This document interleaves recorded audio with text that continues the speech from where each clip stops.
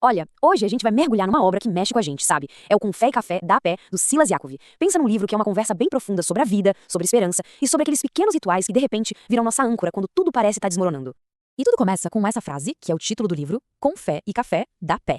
Parece simples, né? Mas ao mesmo tempo, tem algo aí, um mistério. É quase um convite pra gente parar, pensar um pouco, como se o cheirinho do café abrisse uma porta pra gente olhar pra dentro. Bom, então vamos lá, vamos entender o que isso quer dizer.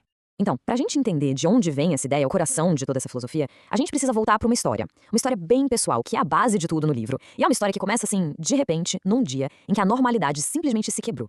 E foi tudo muito, muito rápido. Imagina a cena, um sábado, churrasco rolando, família reunida, de repente o telefone toca e a paz acaba.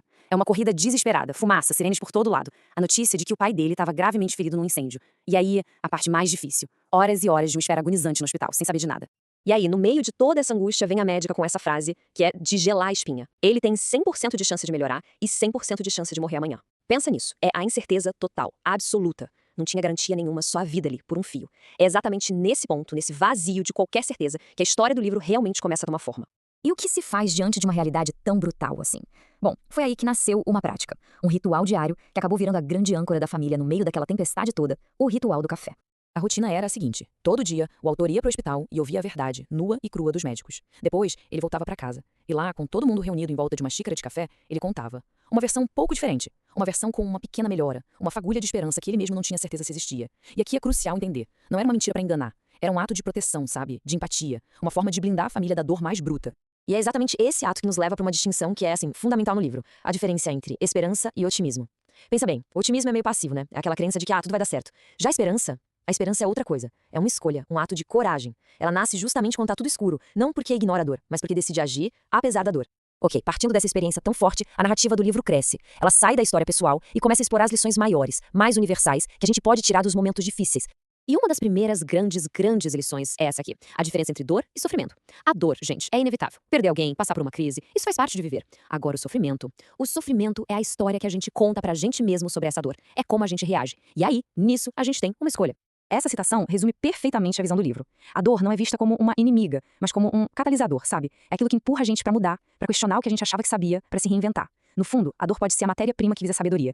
Tá, mas como é que a gente passa por essa dor toda sem desmoronar? A resposta do livro é que a gente precisa ter âncoras internas, uma base bem sólida pra não ser levado pela tempestade. E que base é essa? São esses pilares aqui. Ter princípios pessoais bem claros, saber quais são seus valores, tipo honestidade, lealdade, ter um senso de propósito forte e, claro, estar conectado com uma comunidade que te apoia.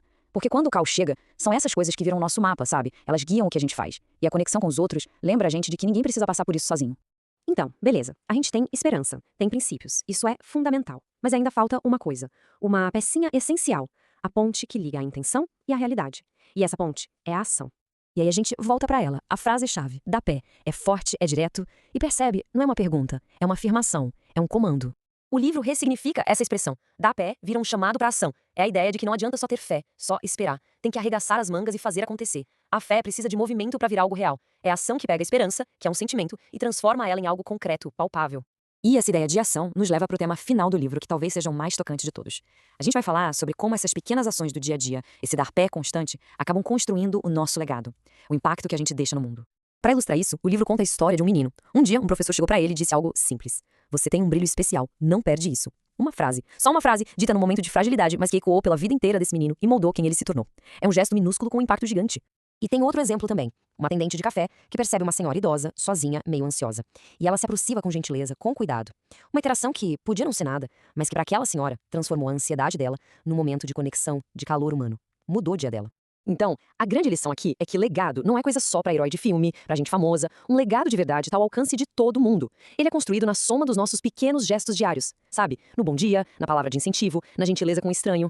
E é com essa pergunta que a gente encerra a nossa análise de hoje. Uma pergunta que não é pra ser respondida de bate-pronto, mas pra ficar ecoando na cabeça. Uma provocação pra gente pensar no impacto que a nossa própria existência tá criando, dia após dia. E quem sabe café após café.